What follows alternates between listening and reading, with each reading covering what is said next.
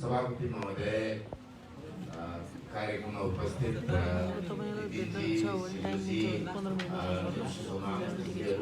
नेताहरू, जीवी Koirala centre for consolidation डेमोक्रेसीका सदस्यहरू, उपस्थित भाइ बहिनीहरू, अगाडि दुईजना बोल्ने मान्छेहरूले मुख्यतः निकै कुरा राखिसक्नु भएको छ।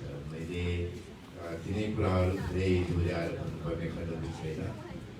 मेरो यस विषयलाई हेर्ने दृष्टि मूलतः राजनीतिक हुनेछ। मलाई विपिनजीसँग मेरो वास्तवमा विचार धेरै मिल्छ। संविधानको यो प्रावधान यस्तो हुनु ठिक थियो कि थिएन भन्दाखेरि विपिनजीले भने जस्तै यो भन्दा अर्को प्रावधान राख्यो हुन्थ्यो भन्ने उहाँको चाहना उहाँले पहिले पनि भन्नुभयो। मैले पनि संविधान बनाउने क्रममा म मसुदा समितिको सदस्य थिएँ, मसुदा समितिको कार्यदलको सदस्य थिएँ, मसुदा समितिको उपसमिति जसले यो पार्ट लेख्यो त्यसको संयोजक थिएँ। मैले हाम्रो मूल मान्यता अनुसार कम्युनिस्ट साथीहरूलाई भन्यौँ संविधान सभामा कि 2 वर्षसम्म प्रधानमन्त्री हटाउन नपाउने, अविश्वासको प्रस्तावलाई सफल भयो भने 1 वर्षसम्म अविश्वासको प्रस्ताव फेरि ल्याउन नपाउने, यी विषयमा हामी सहमत छौँ। तर कहीँ न कहीँ प्रधानमन्त्रीलाई सिधै जनता कहाँ जाने अधिकार बाँकी राख्ने हो कि भनेर मैले भने यसो गरौँ भनेर। उहाँले भन्नु तपाईँहरू काङ्ग्रेसले भने जस्तो संविधान लेख्न खोजाए। निकै बहस भएपछि अन्तिममा अर्को एउटा दफा उहाँहरू उपदफा थप्नुभयो। सबै किसिमको एक्सर्साइज भइसके पछाडि बहुमतको प्रधानमन्त्री नपाएपछि पनि सबैभन्दा ठुलो राजनीतिक दलले प्रधानमन्त्री दिएपछि उसले विश्वासको मत प्राप्त गर्न नसकेपछि पनि कुनै पनि प्रतिनिधि सभाको सदस्यलाई बहुमत छ भनेर दाबी राष्ट्रपति समक्ष प्रस्तुत गर्ने र दाबीमा विश्वास गर्न सक्ने आधार भयो भने राष्ट्रपतिले प्रधानमन्त्री नियुक्त गर्नुपर्ने र ठ्याक्कै त्यही प्रावधान प्रदेश सभामा मुख्यमन्त्रीको विषयमा पनि छ। त्यो अझ उहाँहरूले थप्नुभयो। दुईटै कम्युनिस्ट पार्टी मिलेर हामीले मान्यौँ। त्यसैले आजको दिनमा हामीले गर्ने कुराकानी धेरै लोकतन्त्रवादीहरू, संसदको सर्वोच्चता मान्यहरू, प्रधानमन्त्री अघि नै उहाँले भन्नु प्रधानमन्त्री र संसदको प्रतिस्पर्धात्मक अधिकार र त्यसको सन्तुलनको विषयमा प्रोफेसर विपिन अधिकारीले भन्नुभयो। त्यो विषयमा अलिकति गहिरो रूपमै विश्वास राख्नेहरूका लागि कता न कता यी विषयमा प्रश्न आउँछ। तर आजको दिनमा हामी कसो हुनु पर्थ्यो भन्ने होइन कि संविधानमा के लेखा छ भन्ने प्रश्नको उत्तर खोजी गरिरहेछौँ। त्यो त्यसमा म फेरि फर्केर आउँछु। आज प्रजातन्त्र दिवसको दिन हामी बसेका छौँ। यसको अलिकति हिस्टोरिकल ब्याकग्राउन्ड, ऐतिहासिक पृष्ठभूमि बारेमा कुरा गरौँ।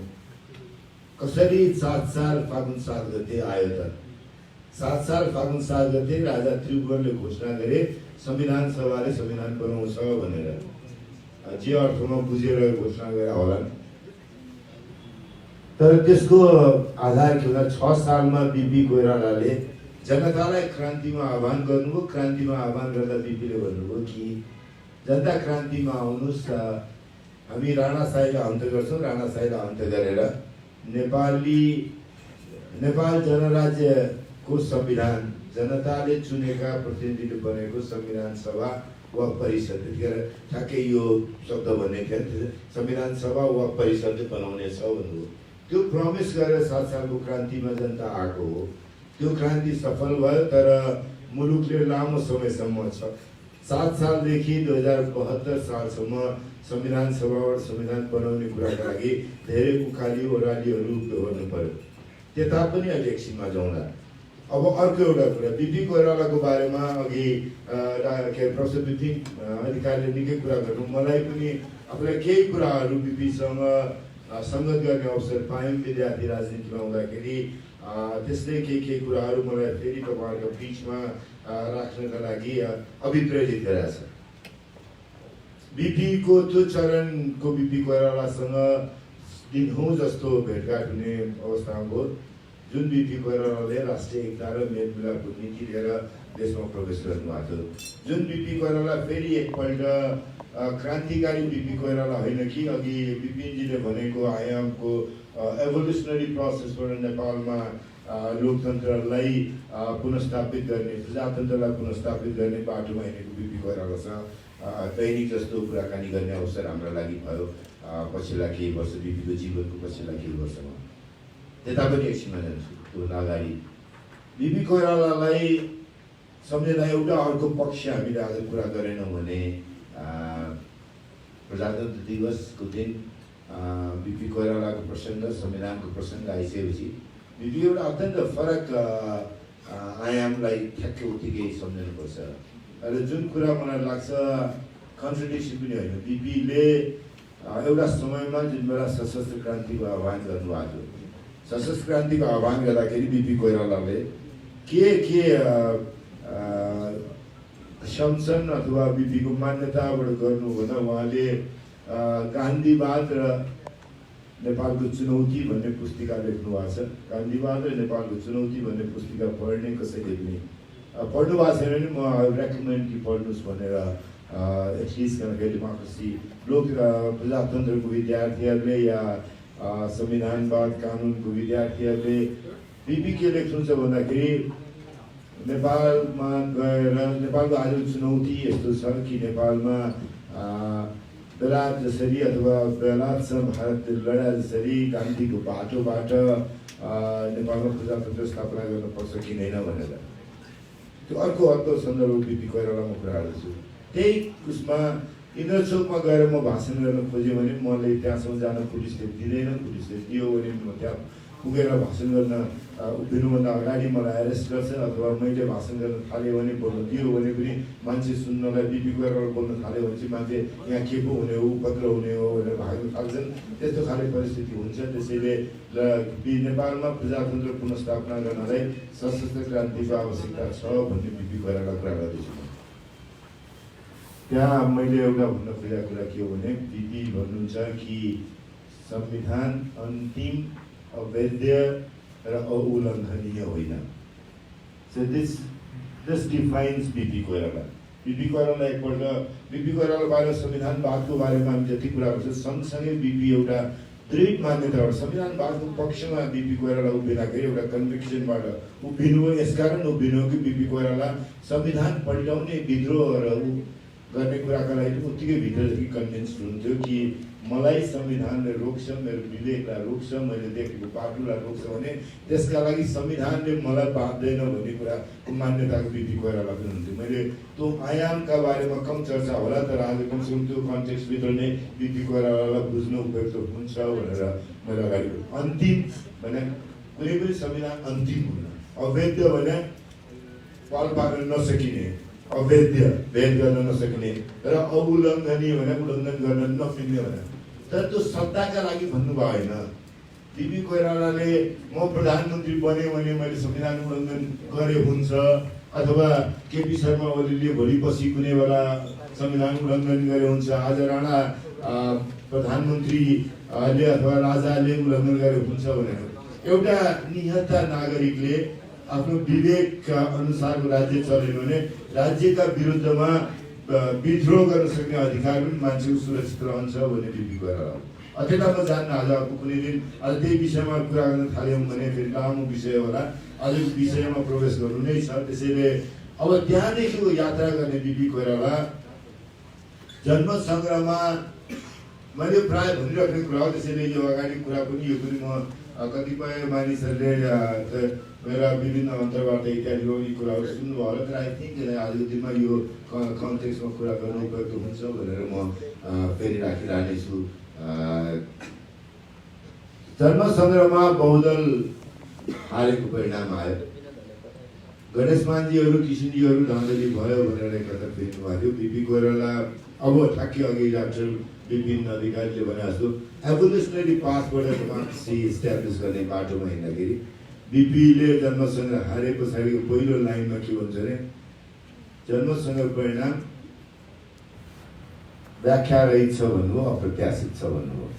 अनि this is how he used to write द व्याख्या रहित छ र अप्रत्याशित छ भने घुमाउरो तरिकाले उहाँले धाँधली भयो नै भने हो। गणेश मानजीले जस्तो भाषामा भन्नु भएन, किशनजीले जस्तो भाषामा भन्नु भएन, गिर्जाले जस्तो भाषामा भन्नु भएन। तर तल गएर बिपी आफ्नो स्टेटमेन्टको टुवर्ड्स एन्ड के भन्छ, अब आउने दिनमा मेरा सबै यत्न प्रयत्नहरू नेपालमा वैधानिक र शान्तिपूर्ण बाटोबाट प्रजातन्त्र पुनर्स्थापन गर्नका लागि हुनेछ भनेर भन्दाखेरि बहुदल हार्यो, सुधारेको पञ्चायत जित्यो, बदमासी गरेर जिताइयो। तर बिपी कोइरालाले के भन्छ, त्यहाँ पनि म लड्न तयार छु, वैधानिक र शान्तिपूर्ण बाटोबाट नेपालमा प्रजातन्त्र ल्याउँछु भने। त्यसैको विस्तारित स्वरूप र विकसित स्वरूप भनेको 46 सालको प्रजातन्त्र पुनर्स्थापनाको आन्दोलन हो।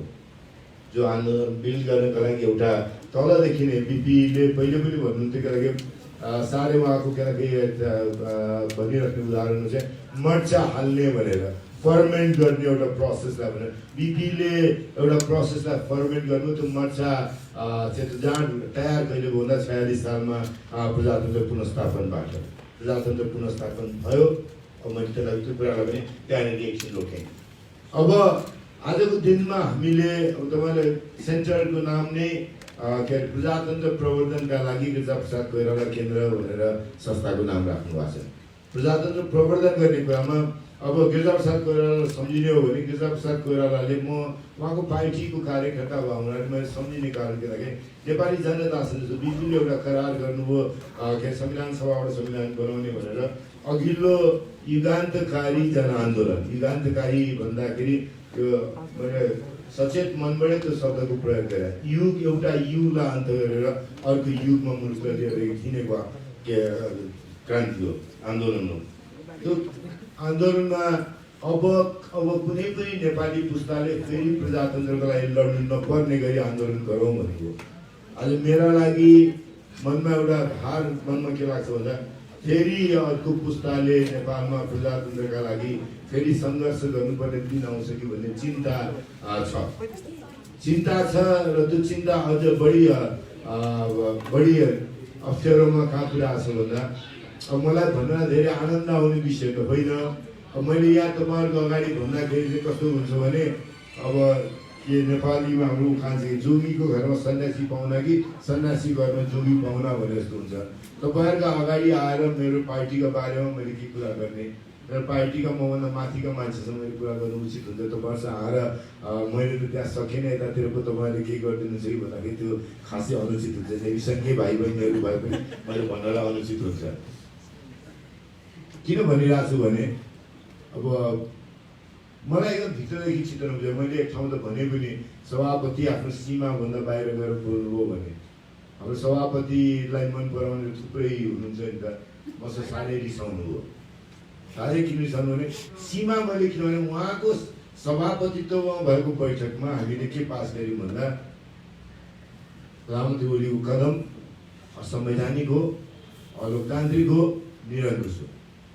अब असंवैधानिक हो भनेपछि बिपी कोइराला पार्टीको मान्छे मैले मेरो सभापतिले कसरी असंवैधानिक कदमलाई अदालतले संवैधानिक बनाइदिन्छ भनेर ठान्ने, अदालतको अपमान भएन। त्यो हामीले एउटै सासमा भन्यौँ भने अब म वरिष्ठ अधिवक्ता हुनुहुन्छ, असंवैधानिक हो तर अदालतले यो असंवैधानिक कदम मान्छ भने त अदालत ठिक छैन, यसलाई यसमाथि विश्वास छैन भनेर अदालतको मानहानि गरे हुन्छ नि। मैले त्यसलाई यसो गर्दै पनि ठिक उसो गर्दै पनि ठिक भन्ने कुरालाई मैले त्यसमा हटाउनेछु। किनभने अझ भन्ने अर्को आधार के हुँदा संविधानवादको कुरा गर्दा त्यो पार्टीको मान्छे जुन पार्टीको नेता बिपी कोइरालाले 8वटा फाँसीका मुद्दा अघि बिपिनजीले पनि भन्नुभयो 8वटा फाँसीका मुद्दा थियो। यही सशस्त्र क्रान्तिको बेला उहाँले आह्वान गरेको सशस्त्र क्रान्तिको बेलामा को 8वटा फाँसीको मुद्दामा पञ्चायतको अदालतमा जानुभयो। पञ्चायतको अदालतमा हामीले पञ्चायत माने होइन, त्यो संविधान माने होइन। त्यो संविधानका विरोधमा एकपल्ट बिपीले हतियार उठाउनलाई पनि जनतालाई आह्वान गर्नुभयो। अघि नै मैले भने जस्तो संविधान अन्तिम अवैध र अउल्लङ्घनीय होइन भन्नुभयो। उहाँको प्रेरणाले मान्छेहरू हतियार उठाए, उहाँको प्रेरणाले हतियार उठाउने मान्छेहरूको ज्यान पनि गयो, उहाँको प्रेरणाले हतियार उठाउने मान्छेहरूलाई सरकारले फाँसीको सजाय पनि दियो, जेलमा पनि थिए, राजघाट मुद्दा चल्यो। उहाँको प्रेरणाले काम गर्ने मानिसहरू लामो समयसम्म निर्वासनमा पनि बसे। र ती सबैको जिम्मा लिएर बिपी कोइरालाले अदालतमा के भन्नु, मैले आह्वान गरे हुनाले यसको नैतिक जिम्मेवारी मेरो हो भनेर भन्नुभयो। मेरो भेट नभए मान्छे होला, मैले हतियार दिएर पठाएको मान्छे नहोला, तर ती सबै मानिसको नैतिक जिम्मेवारी, ती सबै घटनाको नैतिक जिम्मेवारी म लिन्छु भन्नु। कहाँ गएर भन्नु होला? आफूले नपत्याएको नमानेको व्यवस्थाको अदालतमा। भन्दा त्यो अदालतले पनि, पञ्चायतको अदालतले पनि मलाई फाँसीको सजाय दिन सक्दैन, न्याय गर्ला भन्ने आशा राखेर बिपी कोइराला अदालतमा जानुभयो। त्यो पार्टीको मान्छेले मैले कसरी अदालतमा असंवैधानिक चाहिँ हो, अदालतले चाहिँ चुनावमा पठाइदिन्छ भनेर भन्ने मैले व्याख्या गर्न सक्दैन। मैले अब तपाईँहरूसँग के अरे सार मिलाउनु भन्दा अब बाहिरै जाँदाखेरि कमसेकम मैले भनेको कुरा त आफ्नो ठाउँमा रहिरहेको छ भन्ने हिसाबले पनि भने हो। दोस्रो, अब मेरै पार्टी सभापति, अहिलेकै सभापति, पार्टी अब दुईवटा थियो, म नेपाली काङ्ग्रेस प्रजातान्त्रिक उहाँसँगको पार्टीमा थिएँ, जो पार्टीको प्रवक्ता थिएँ, प्रचार विभागको प्रमुख थिए, प्रवक्ता थिए। उहाँलाई र प्रकाश मानजीलाई शाही आयोग गठन गरेर थुनेको थियो। हामी उहाँ जानुभयो, शाही आयोग अवैधानिक छ, यसले हामीलाई थुन्न पाउँदैन। महाराजले यसरी अवैधानिक संयन्त्र खडा गरेर हामीलाई मुद्दा, भ्रष्टाचार मुद्दा लाउनु पाउँदैन भनेर अदालतले कुरेर बस्यो। तुरुन्तै निर्णय पनि गरेन, बहस भयो, छलफल भयो। पोलिटिकली जब सिचुएसन राइट देख्यो अदालतले गर्दाखेरि यो अवैधानिक नै हो, शेरबहादेउवा र प्रकाश मानसिंहलाई थुनेको अवैधानिक हो भने उहाँले छोड्यो। त्यो बेलामा म उहाँकै पार्टीमा थिएँ, अहिले पनि उहाँकै पार्टीमा छु, मिलिसकेको पार्टी छ। त्यतिखेर पनि उहाँ मेरो सभापति हुनुहुन्थ्यो, फुटेको पार्टीमा, अहिले पनि मिलेको ठुलो पार्टीमा उहाँ सभापति हुनुहुन्छ। त्यतिखेर उहाँले मलाई भन्नु भएन कि अदालत छ, सडकमा जाँदै नजाऊ भन्नु भएन। चाहन सकेसम्म धेरै मान्छे सडकमा जाउँ भन्ने थियो। दैनिक हामी के अरे कहिले भारतीय संस्था कसले जुलुस गर्थ्यो, कहिले कसले जुलुस गर्थ्यो, कहिले थाल ठटाउने जुलुस हुन्थ्यो, कहिले के जुलुस हुन्थ्यो। बानेश्वरमा के अरे उहाँ बयान दिन जाँदाखेरि शाही आयोगको कार्यालय अगाडि जान आउँदा जुलुस झन् चर्कोसाथ हुन्थ्यो। अदालतले धुरीको कुरा मान्ने हो र भनेर उहाँका लागि हामीले भने अदालतमाथिको विश्वास पनि गुमाएनौँ। तर हामी अघि नै उहाँले भन्नु, हामी त झगडिया हो नि त। झगडियाले आफ्नो कुरा गर्ने कि नगर्ने? संसद विघटन असंवैधानिक हो, अलोकतान्त्रिक हो, निरङ्कुश हो। त्यसका पक्षमा मैले वकालत गर्ने कि नगर्ने? मेरो वकालत गर्ने अधिकार मेरो पार्टी सभापति पनि लिएर जान सक्नुहुन्न। मेरो वकालत गर्ने अधिकार कसैले पनि खोजेर लान सक्दैन। म त्यो पार्टीको मान्छे हुँ, बिपी कोइराला पार्टी हुँ को मान्छे हुँ। मेरो विवेकले देखेको अधिकार मलाई कसैले पनि खोजेर लिएर जान सक्दैन।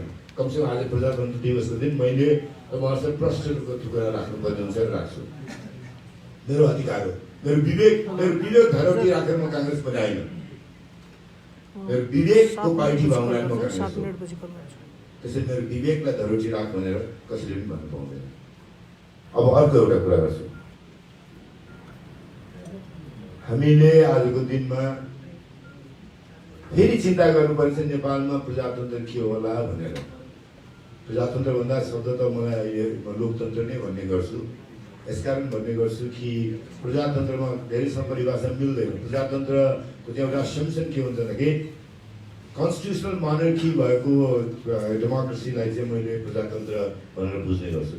राजा हुन्छ, प्रजा हुन्छ, प्रजाको शासन हुँदाखेरि चाहिँ त्यो प्रजातन्त्र भयो।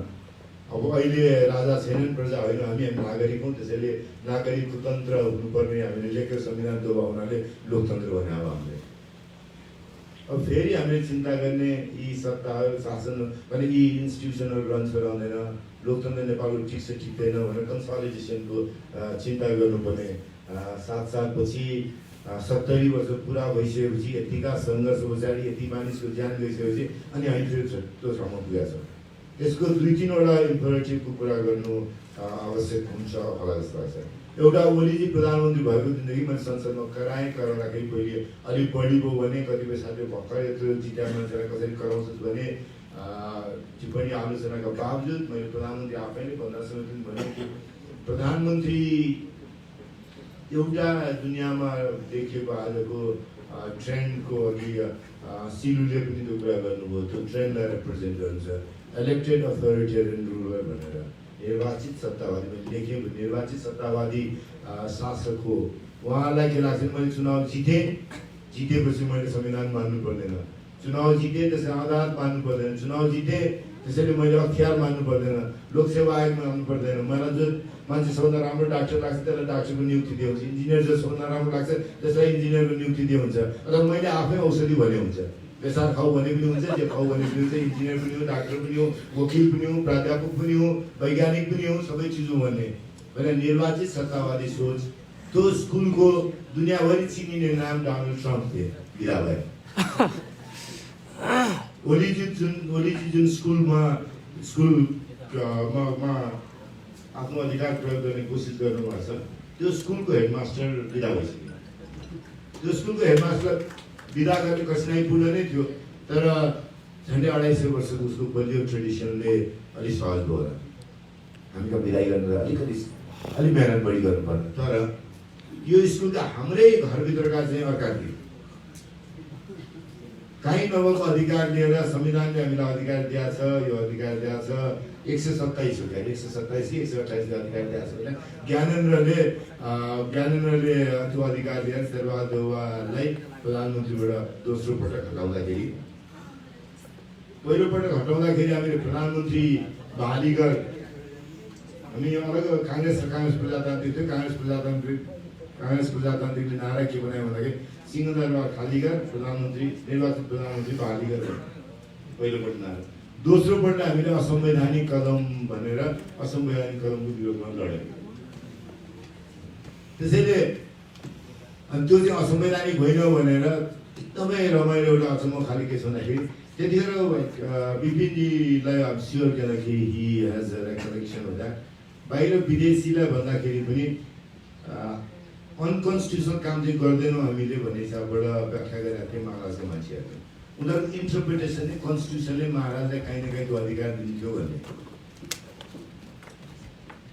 200 वर्षभन्दा लामो इतिहास र पुरानो परम्परा 104 वर्षसम्म राणाले शासन चलाउँदा पनि कुरेर बस्न सक्ने परम्परा बोकेको स्थायी परिवारका प्रतिनिधि ज्ञानेन्द्र त विदा भयो भने भोलि जे कति चलाउनुहुन्छ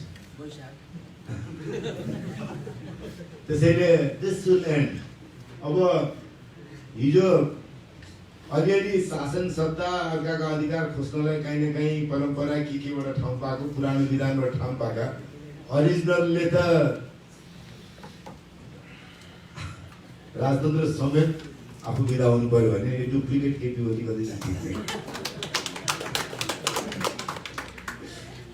मलाई लाग्दैन उहाँ ठिक्नुहुन्छ तर कठिनाइ छ छैन मैले भन्दैन त्यसैले प्रजातन्त्रको सम्वर्धनको कुरा गर्ने कुरामा प्रधानमन्त्री आएदेखि हाम्रो अरू कारणले चिन्ता होइन उहाँसँग चिन्ता के हो भने उहाँ विधिको शासन मान्न तयार हुनु भएन अब अर्को चिन्ता के पनि हो भने विधिको शासन मान्नलाई तयार नभएको एकजना केपी शर्मा ओली मात्रै होइन मैले एउटै सासमा भन्छु विधिको शासन भत्काउनलाई सडकमा नबजारिन्जेलसम्म प्रचण्डजीहरू पनि उत्तिकै लाग्नुभयो जुन निमेषमा सडकमा बजारिनु हो अनि त्यसपछि हामीतिर फर्केर ल सँगै मिलेर आन्दोलन गरौँ भन्न थाल्यो अब हामीहरू कसरी उहाँहरूले जिन्दाबाद बनाइदिने प्रतिनिधि सभाको सदस्यको शपथ नलिकन उहाँ प्रधानमन्त्रीको शपथ लिनुभयो पार्टीको कारिन्दा चाहिँ नेपालको मूल अभिभावक राष्ट्रपतिले उहाँलाई प्रधानमन्त्री नियुक्त गर्नुभयो शपथ दिनुभयो मैले देखाएको थिएँ प्रतिनिधि सभाको सदस्य विपिनजी हुनुहुन्छ शपथ नलिकन प्रतिनिधि सभाको सदस्य मान्छे हुँदैन नि मैले पनि शपथ ल्याएको थिएन केपी ओलीले पनि लिनुभएको थिएन केपी ओली प्रधानमन्त्री हुनुभयो शपथै नलिकन एकैबाजी प्रधानमन्त्रीको शपथ लिनुभयो अलिक दिनपछि आउनुभयो प्रतिनिधि सभाको शपथ लिन त्यो बेला दुईटा कम्युनिस्ट पार्टी थियो वाम गठबन्धन जितेको थियो अनि उहाँलाई प्रधानमन्त्री बनाउनलाई 76 को 2बाट प्रस्ताव गर्ने समर्थन गर्ने मूल नायक हुनुहुन्थ्यो नेपाल कम्युनिस्ट पार्टी माओवादी केन्द्रका अध्यक्ष संसदीय नेता पुष्पकमल दाहाल प्रचण्ड। संविधान हात्नलाई भत्काउनलाई किन लाग्नु एउटै पार्टीको सभामुख र उपसभामुख हुनु हुँदैन भनेर संविधानमा लेखाएको सचेत मनमा लेखा प्रमाण के पनि छ भन्दा संवैधानिक परिषदमा राष्ट्रिय सभाको अध्यक्ष र उपाध्यक्ष हुँदैन तर प्रतिनिधि सभाको सभामुख र उपसभामुख हुन्छ। किनभने राष्ट्रिय सभामा एउटै पार्टीको पनि अध्यक्ष र उपाध्यक्ष हुन पाउँछ, एउटै लिङ्गको पनि हुन पाउँछ तर प्रतिनिधि सभामा एउटै लिङ्गको पनि हुन पाउँदैन, एउटै पार्टीको पनि हुन पाउँदैन। त्यसैले कम्तीमा संवैधानिक परिषदमा कम्तीमा एकजना महिला त पुगोस् अनि विपक्षी दलको नेता बाहेक अर्को एउटा नेता पनि सरकारी पार्टी भन्दा फरक पार्टीको मान्छे पुगोस् भन्ने चाहनाबाट त्यो लेख्या हो, अरू कुनै कारण लेखेको छैन। संवैधानिक परिषद जहाँ व्यवस्थापिका कार्यपालिका न्यायपालिका हुन्छ र त्यहाँ विपक्षी दलको नेता हुन्छ र त्यहाँ थप हामीले के लागि अर्को एउटा पार्टीको मान्छे पनि उपसभामुख त्यहाँ पुगोस् भन्ने हिसाबबाट लेख्यौँ। अब यो संविधान भत्काउने क्रममा त्यही पनि पालन नगर्ने गरी उहाँहरूले अध्यादेश ल्याउने के गर्ने समेत काम गर्नु। त्यसमा त मैले प्रचण्ड माधवजीहरूलाई दोष दिन मिलेन, उहाँहरू पनि विरोध गर्नुभएको थियो। तर सभामुख र उपसभामुख बनाउने क्रम मुद्दा थियो अदालतमा, मुद्दा भएपछि मैले पार्लियामेन्टमा बोलेँ, मलाई त खासै पेल्नु भएन महाराजीले। एक दिन हाम्रो साथी मान्य लक्ष्मी परियारले एउटै पार्टीको मान्छे कसरी सभामुख र उपसभामुख हुन्छ भनेर भन्दाखेरि अदालतमा विचाराधीन विषयमा नबोल्नुहोस् भनेर भन्नुभयो। लक्ष्मी परियारले भन्नुभयो महाराज स्पिकर सभामुखलाई, होइन तपाईँ पनि त यसको प्रतिवादी हो नि यो मुद्दाको भन्दाखेरि उहाँले बोल्न दिनु भएन।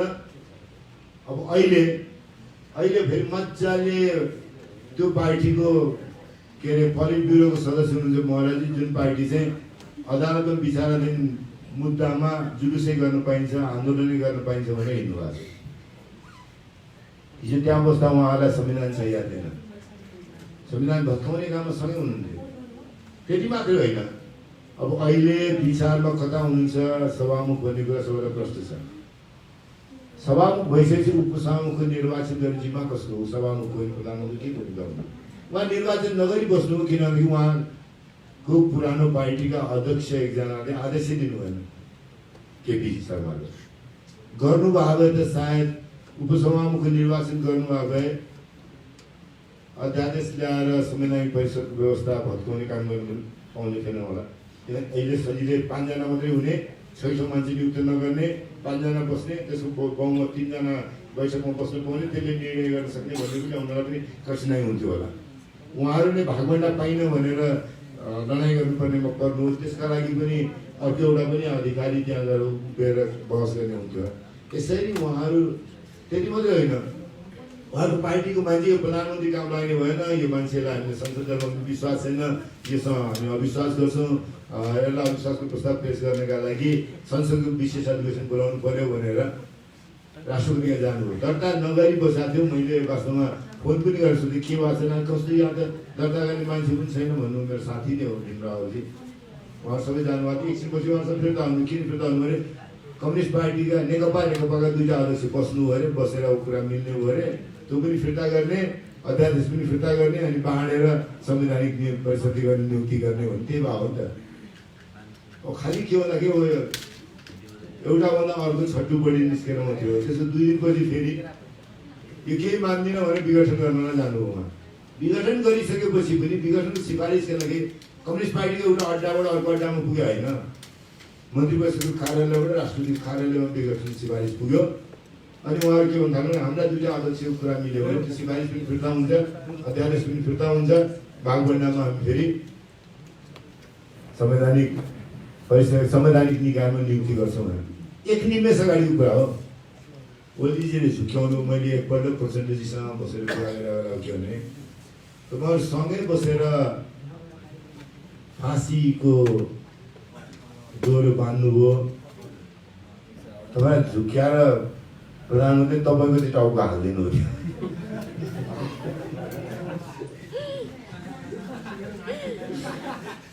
बाटै हो।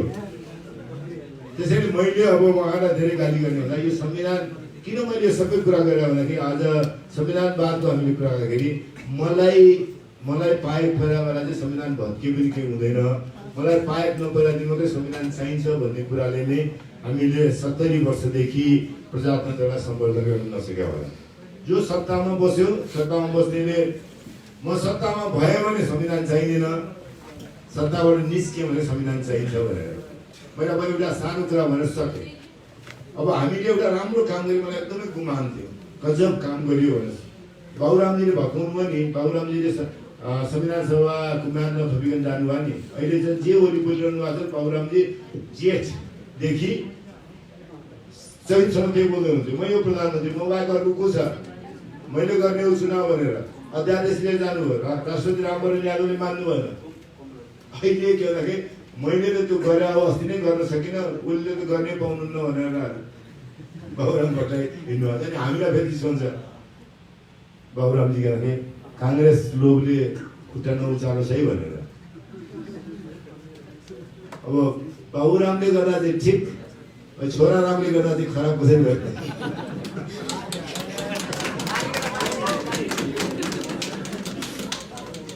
तर केपीले गर्नु त्यही बाटो। मैले यस कारण भने कि कम्युनिस्टहरूले एकपछि अर्को नेपालमा अब सत्तामा गए जे पनि गर्न पाइन्छ, सत्ताबाट बाहिर निस्क्यो भने चाहिँ संविधान चाहिन्छ भन्ने कुरा गर्नुभयो। त्यसको परिणाम हामीले भोगिरहेको छौँ। हामीलाई उहाँले जवाफ दिनु पर्दैन, आउने दिनमा पनि त्यो कुरालाई ध्यानमा राख्नुहोस् भन्ने हो। आन्दोलन गर्ने नगर्ने कसो गर्नु पर्ला नपर्ला एउटा कुरा हो, तर फेरि लडाइँ त प्रचण्डजीलाई प्रधानमन्त्री बनाइ पाऊँ भन्ने त होइन नि। नेपालको संविधान ठिक बाटोमा हिँड्नुहोस् भन्ने हो। नेपालको संविधान ठिक बाटोमा हिँड्नलाई हामीलाई जवाब दिनु परेन, आत्मनिरीक्षण गर्ने कि नगर्ने उहाँहरू। यो सबैभन्दा भन्दै मैले त्यही सासमा के भन्नु पर्ला भने अलिअलि हाम्रो अनुहारमा पनि कहीँ दाग लागेको छ, त्यसलाई हामीले पनि हेरेनौँ पखालेनौँ भने हामीलाई पनि खासै मान्छे नपत्ता हुन सक्छ। भोलि आफ्नै बारेमा त्योभन्दा खराब के भन्ने, बाँकी मैले मभन्दा ठुला चाहिँ भन्नुपर्छ, उहाँलाई सुनाएर के गर्ने। अब आउने दिनमा मेरो त्यसैले तपाईँहरू सबैसँग अनुरोध के भन्दा संविधानलाई जोगाउने काम गऱ्यो भने हामी सबै जोगिन्छौँ। ओलीजीले मलाई भन्नु म कसो विश्वासको मान्छे भने ओलीजीले प्रधानमन्त्रीलाई विकास गर्ने अधिकार कहीँ त चाहिन्छ, गल्ती भएको संविधानमा भनेर संविधान संशोधनको प्रस्ताव ओलीजीले प्रेसिडेन्टसँग पठाउनु भयो भए त्यो प्रस्ताव पारित हुनुपर्छ भन्ने पक्षमा म जहाँसुकै भाषण गरेँ तर त्यो पठाउनु भएन। अनि हुँदै नभएको संविधान हुँदै नभएको धाराबाट विघटन गर्नु भने किन विघटन गर्नु भन्दाखेरि प्रधानमन्त्रीले सबभन्दा ठुलो वकिलले के भन्नुभयो, प्रधानमन्त्री सबभन्दा ठुलो वकिल भने माने आदि उता हो नि। प्रधानमन्त्रीलाई संसदले सहयोग गरेर त्यस कारण विघटन गर्नुभयो। यो संविधानमा प्रधानमन्त्रीको अधीनस्थ संस्थाको रूपमा संसदलाई लेखा छैन। संसद भनेको प्रतिनिधि सभा भनेको प्रधानमन्त्री जन्माउने, प्रधानमन्त्रीलाई नियन्त्रण गर्ने, निरन्तर रूपमा खबरदारी गर्ने, प्रधानमन्त्रीले ठिक काम गरे भन्ने लाग्यो भने प्रधानमन्त्रीले गरेका कुरालाई थप बल पुर्याउने, खराब काम गरेर लाग्यो भने प्रधानमन्त्रीलाई चेतावनी दिने, पटक पटक पनि मानेन भने प्रधानमन्त्रीलाई सक्ने। अनि त्यो संस्थाले यो त राजनीतिक कुरा हो, कुनै धारामा लेख्नै पर्दैन। पानी आउने धारामा, पानी नआउने धारामा लेख्नु पर्दैन, आउने धारामा लेख्नु पर्दैन, कहीँ पनि लेख्नु पर्दैन। प्रतिनिधि सभाले सहयोग गरे नि त्यसमा उहाँले विघटन गर्नु। अब उहाँले के अलिक दिनपछि अदालतले यो असंवैधानिक हो भनेर निर्णय गरेपछि अदालतले सहयोग गरे नि त्यसमा हामी अदालतले सक्दिन्छौँ भन्नु होला। मैले उहाँको अदालतको उहाँको बहसको के भन्दाखेरि नेचुरल एक्सटेन्सन के देख्छु भने करोडरी संसदले प्रतिनिधि सभाले सहयोग गरेन, अधीनस्थ बस्न चाहेन, त्यस कारण प्रतिनिधि सभा सक्यौँ, मौका पऱ्यो हामी अदालत पनि सक्छौँ तपाईँले हाम्रो कुरा मान्नु भएन भनेर भनिरहेको छ। त्यही कुरा प्रधानमन्त्री भन्दै हुन्छ। प्रधानमन्त्रीले सडकमा जुलुस गरेर यसो गर्नुपर्छ अदालत भनेर ठुलो शहरमा पुलिस आर्मी सबैको कमान्डर उहाँ हो नि त। एउटा सडकमा हिँडेको प्रचण्ड होइन, उहाँ सडकमा बजारेको प्रचण्ड होइन, सडकमा बजारेको माधव नेपाल होइन, सडकमा भएको के अरे हामीहरू जस्तो होइन। उहाँ देशको सबै शक्तिहरूलाई प्रयोग गरेर वैधानिक रूपमा कोर्सनको सबै इन्स्ट्रुमेन्ट्सहरू प्रधानमन्त्रीको हातमा छ। त्यो इन्स्ट्रुमेन्ट भएको मान्छे के भन्नुहुन्छ भने कोर्टले यो निर्णय गर्छ भन्नुहुन्छ। भने मतलब त्यसको अर्थ के हो? कोर्टले यो निर्णय गर्नै पर्छ, गरेन भने देखलास भने हो नि त।